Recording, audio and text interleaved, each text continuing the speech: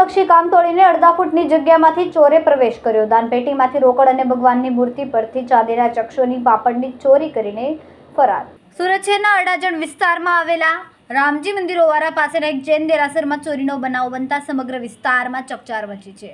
ચોરોએ મંદિરના નકશીકામમાં બનાવેલા મોરને તોડી માત્ર અડધો ફૂટ જેટલી જગ્યામાં પ્રવેશ કરીને દાનપેટીમાંથી રોકડ અને ભગવાનની મૂર્તિ પરથી ચાંદીના ચક્ષુની પાપડની ચોરી કરી ફરાર થઈ ગયા। સમગ્ર ઘટના સીસીટીવીમાં કેદ થઈ, જેના આધારે અડાજણ પોલીસે ફરિયાદ નોંધીને તપાસ હાથ ધરી।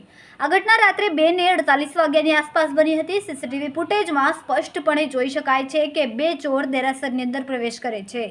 સૌપ્રથમ એક ચોર દેરાસરના નકશીકામમાં બનેલા મોરને તોડીને તેમાંથી અંદર ઘૂસે છે। આ માટે તેણે માત્ર અડધો ફૂટ જેટલી નાની જગ્યાનો ઉપયોગ કર્યો હતો।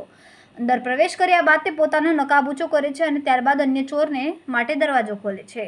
બંને ચોરો દેરાસરમાં પ્રવેશ્યા બાદ સૌ પ્રથમ દાનપેટીને તોડી નાખે છે અને તેમાંથી રોકડ રૂપિયાની ચોરી કરે છે।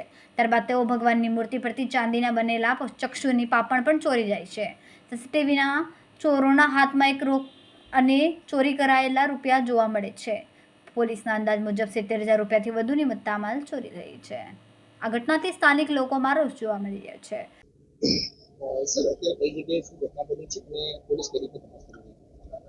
અડાજણ પોલીસ સ્ટેશન વિસ્તારમાં રામજી મંદિર ઓવારા પાસે જૈન દેરાસર આવેલું છે। એમાં ગુરુજીનો જે પાવન જગ્યા છે એમાં ગઈકાલે રાત્રે બે ઈસમોએ પ્રવેશ કરેલો છે અને એમણે જે દાનપેટી હતી એ દાનપેટી તોડી અને એમાંથી રોકડ રૂપિયા અને જે બે મંદિરમાં જે મૂર્તિ લગાવેલી છે એમાં આઈબ્રોમાં સિલ્વર કલરનો આઈબ્રો લગાવેલી હોય છે, સિલ્વરની ચાંદીની, તો બે આઈબ્રો લઈ અને ચોરી કરેલી છે।